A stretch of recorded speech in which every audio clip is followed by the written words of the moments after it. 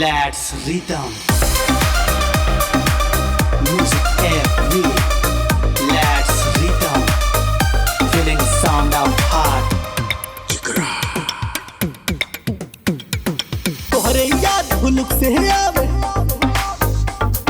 दिल झाके भीतर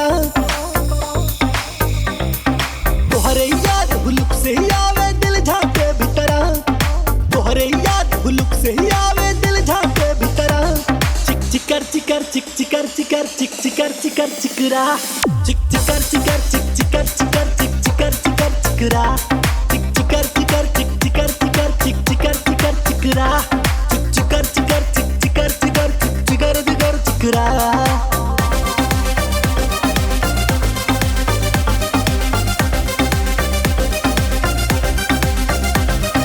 याद की बात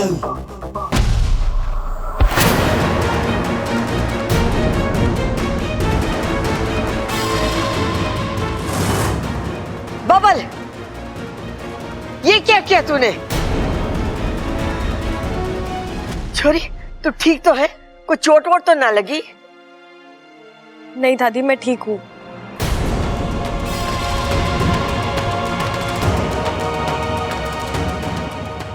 अब नाच गाना बहुत हुआ, अंगूठी पहनाने की रस्म पूरी करते हैं। जा ममता, अंगूठियां ले आ। जी। छोरे, जरा देख के हाथ पैर चलाया कर तू। नहीं अंकल जी, इसमें इनकी कोई गलती नहीं है,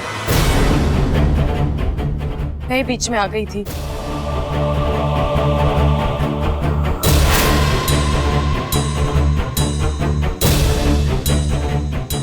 अंगूठी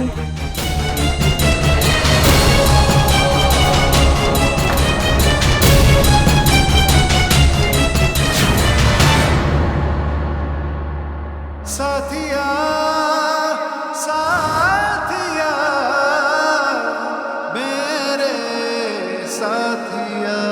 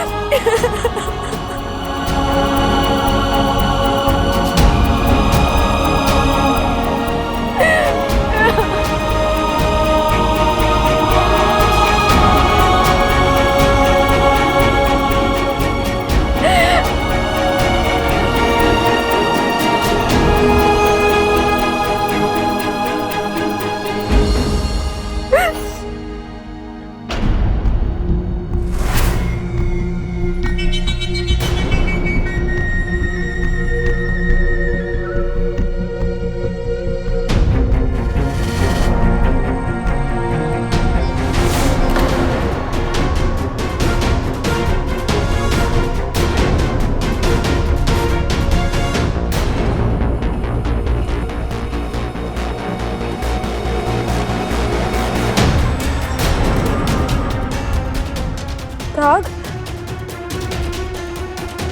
क्या है ये? दाग कहाँ से आ गया हाथ पर? शाम को सगाई के वक्त तो कोई दाग नहीं था।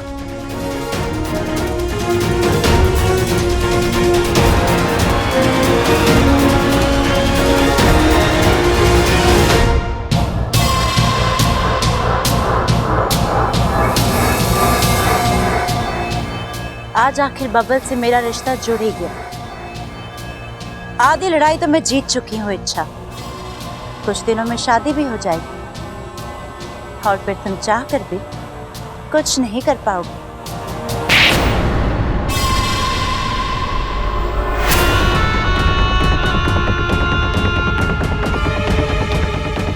दीदी आप यहाँ नहीं आना चाहते थे लेकिन आना पड़ा। जब छोटे अपना फर्ज और जिम्मेदारी भूल जाते हैं तो बड़ों को आना ही पड़ता है। दीदी और कितनी गलतियां करोगी तुम? तुम्हारी याददाश्त, तुम्हारी अक्ल, तुम्हारी समझ सब अपनी जगह पर तो है ना? दीदी एक तो ये सगाई ही गलत है और अपनी सगाई में अपनी बड़ी बहन को ना बुलाना उससे भी ज्यादा गलत। दीदी मैं आपको बुलाना तो चाहती थी लेकिन इसलिए नहीं बुलाया क्योंकि तुम विशालगढ़ की महारानी को दिया गया वचन अभी तक पूरा नहीं कर पाई हो। वो इंसान अभी तक नाग नहीं बना है, यही ना? मेरी पूरी कोशिश थी। कोशिशों पर नहीं, अंजामों पर विश्वास रखती है विष्णुनी। एक बात तुम भी अच्छी तरह से जानती हो कि विशालगढ़ से बढ़कर हमारे लिए और कुछ भी नहीं है। हमारी अपनी बहन भी, तुम्हारी एक और गलती और हम अपना रिश्ता भूल जाएंगे। कील से भरे आग के गड्ढे में फेंक दिया जाएगा तुम्हें। छोड़ देंगे हम वहां तुम्हें तड़पने के लिए। इंसान से रिश्ता जोड़ने की सजा तो तुम्हें। महारानी मुझे मेरी बात कहने का मौका तो दीजिए। जो मुझे करना था मैं कर चुकी हूँ। बब्बल के शरीर में भारी मात्रा में जहर जा चुका है। उसके तेवर बदले हुए, उसकी सांस अब फुफकार बन चुकी है। अब बस 24 घंटे और। कल पूनम की रात है। कल होगी बब्बल की नाग आत्मीकरण विधि और फिर बब्बल बन जाएगा पूरा नाग।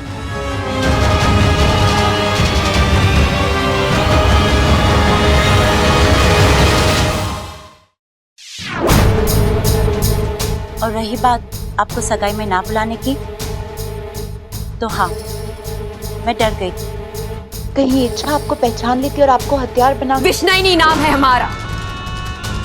हमें अपना हथियार बनाना कोई बच्चों का खेल नहीं है विषय। वो इच्छा तो अपनी खुली आंखों से हमें देख भी नहीं पाएगी। हमसे लड़ना तो बहुत दूर की बात है। फिर भी मैंने सोचा कि अब ये सब छोड़ और अपने कार्य की तरफ ध्यान केंद्रित करो। तुम्हारी प्राथमिकता है उस इंसान को नाग बनाना। अगले 24 घंटे तुम्हारे लिए बहुत महत्वपूर्ण है, इसलिए जो भी करो सोच समझ कर करो। कहीं ऐसा ना कल की पूनम की रात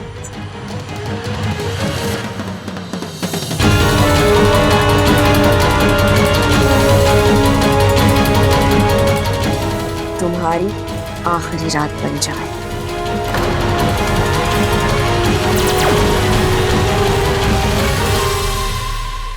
ऐसा कभी नहीं होगा महारानी। कल की रात मेरी रात होगी, मेरी जीत की रात होगी, जश्न की रात होगी। अब रोने से क्या फायदा? मैंने कहा था मना कर दो नाचने से, लेकिन नहीं। बब्बल जी की खुशियां, परिवार का एहसान अंजाम भुगत रही हो ना। उस इंसान को तुम्हारी बिल्कुल भी कदर नहीं है। आज उसने तो तुम्हारे साथ किया है ना, वो मुझे अब तक यकीन नहीं हो रहा वाकू। बब्बल जी मेरे साथ ऐसे कैसे? उनका प्यार मेरी किस्मत में नहीं है, ठीक है, लेकिन इतना गुस्सा, इतनी नफरत नहीं वाकू। मुझे लगता है गलती से धक्का लग गया होगा। बब्बल जी जानबूझकर मेरे साथ ऐसा कभी नहीं कर सकते, वो ऐसे है ही नहीं।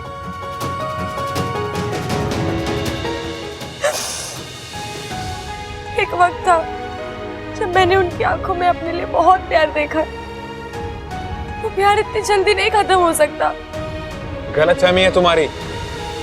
आज उसने तो तुम्हारे साथ किया है ना वो। आज ही नहीं बाकू, वो कल परसों से इसी तरह मेरे साथ बर्ताव कर रहे हैं, एकदम बदले बदले से। इंसान एक रात में इतना नहीं बदलता बाकू।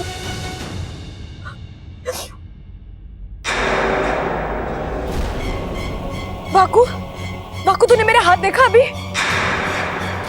क्या हुआ तुम्हारे हाथ को? अचानक से एक पल के लिए नीला हो गया, जैसे ऊपर से नीचे तक जहर दौड़ गया हो। मुझे तो कुछ नहीं दिख रहा है, तुम्हें भ्रम हुआ होगा। नहीं बाकू, परसों से 3-4 बार हो चुका है ये। ऐसा लग रहा है जैसे मेरे शरीर में जहर की मात्रा बढ़ गई हो, फिर चक्कर आते हैं, कमजोरी महसूस होती है। ऐसा लगता है जैसे कोई मेरा जहर दूषित कर रहा हो।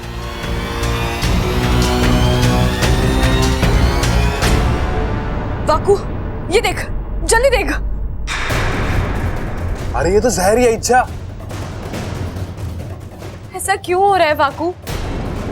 ये किसी इंसान के बस की बात नहीं है, और हमारा अपना कोई ये खेल खेलेगा नहीं। फिर कहीं अमृता?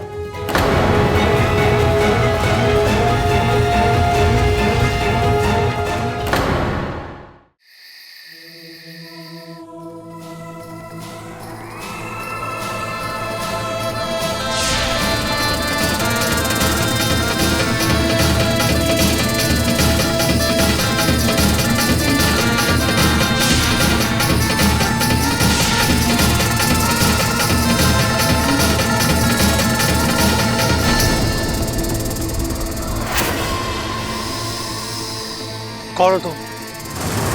हाँ? और मैं यहाँ कैसे? ये सांप मुझे, हाँ, नहीं, हाँ।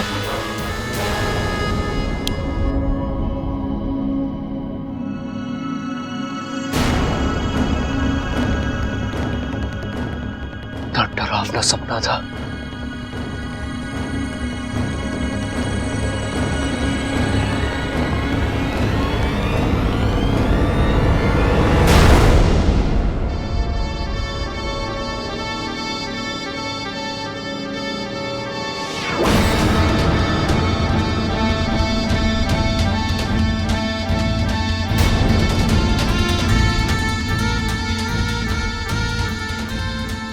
ये मेरा शरीर नीला क्यों पड़ रहा है?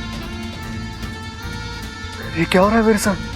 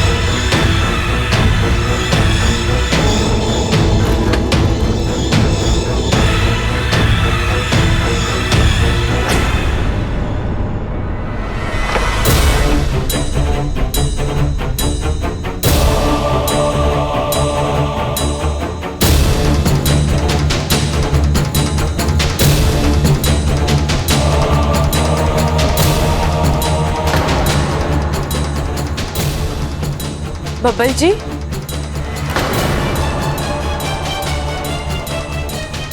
मैं यहाँ कैसे? आप क्या कर रहे हैं बब्बल जी? आपकी तबीयत तो ठीक है ना? तबीयत ठीक है मेरी, और अगर ठीक नहीं है तो तुम्हें हमदर्दी जताने की कोई जरूरत नहीं है। अच्छा, लेकिन आप इस वक्त यहाँ इतना सारा दूध पी रहे थे। हाँ तो मेरा घर है, मैं जब चाहूँ जहाँ चाहूँ वहां जा सकता हूँ, जो चाहे कर सकता हूँ। और तुम कौन होती है मुझसे सवाल पूछने वाली? मैं आपसे सवाल नहीं पूछ रही हूँ, मैं बस जितनी औकात है उतना बोलो, समझी? बब्बल जी अब बहुत हो रहा है, मुझे आपकी चिंता हो रही थी इसलिए मैं। चिंता? अच्छी तरह जानता हूँ तुम्हें और तुम्हारी चिंता को भी। तुम्हें एक नंबर की खुदगर्ज लड़की हो इच्छा। जब तुम्हें जरूरत थी तुमने मीठी मीठी बातें की, करीबानी का नाटक किया, और जहां तुम्हारी जरूरत खत्म तो तुमने अपनी फितरत दिखा दी। आप अपने होश में नहीं है बब्बल जी। अभी तो होश में आया हूं, लोगों को समझने लगा हूं। तुम जैसी खुदगर्ज लड़की से दिल लगाकर मैंने बहुत बड़ी गलती कर दी। खुदगर्ज मैं नहीं, आप हैं जो हर चीज का अपने तरीके से मतलब निकाल रहे हैं। आपने कभी सोचा है मेरी भी कुछ मजबूरी हो? Go to hell with the मजबूरी इच्छा।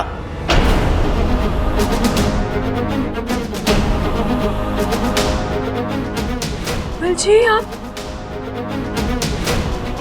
नहीं, आप वो बब्बल जी नहीं है जिन्हें मैं जानती हूँ। आप या तो बदल गए या तो बहक गए।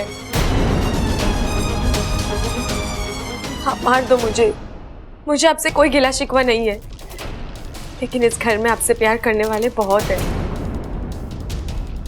उनकी उम्मीदें मत तोड़िएगा।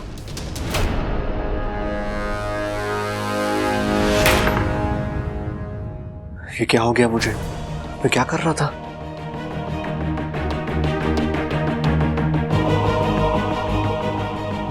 अचानक बब्बल जी को क्या हो गया है? एक पल के लिए ऐसा लगा जैसे उनके भेस में कोई और बात कर रहा है। इतना गुस्सा, इतनी नफरत, उनका अचानक से इतना सारा दूध पी जाना, कुछ तो गड़बड़ है।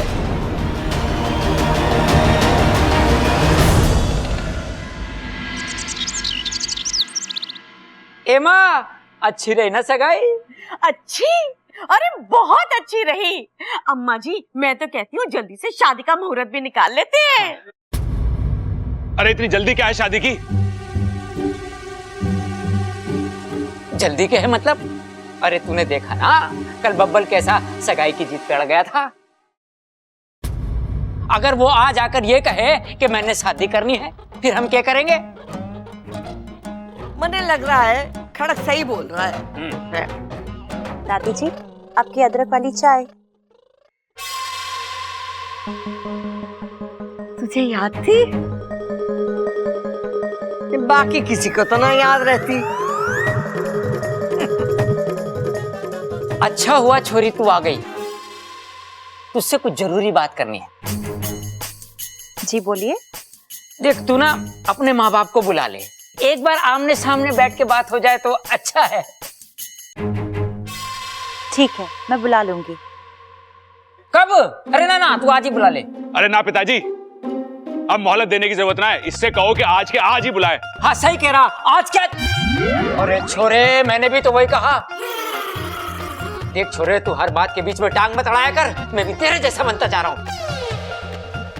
छोरी तू अपने माँ बाप को बुला। जी अंकल जी, मैं बुला लूंगी, पर वो क्या है ना, माँ की तबीयत बहुत खराब है।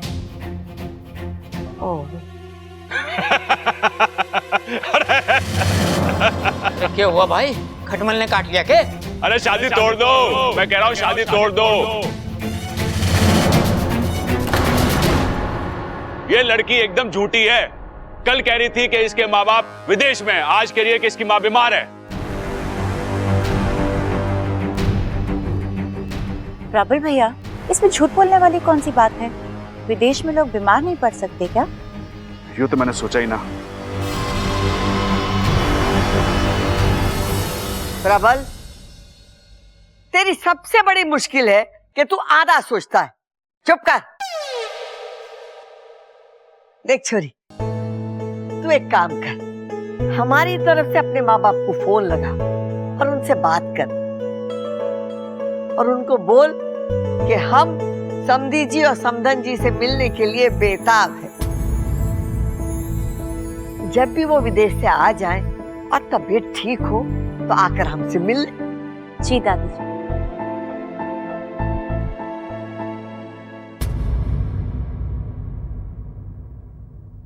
अरे बावले, तू ये शादी तोड़वाने पे क्यों तुलावा है? मैला? अरे दादी क्या बात कर रही है? आज सुबह से 2 बार नहा चुका हूं और तू कह रही है कि मैला लग रहा हूं।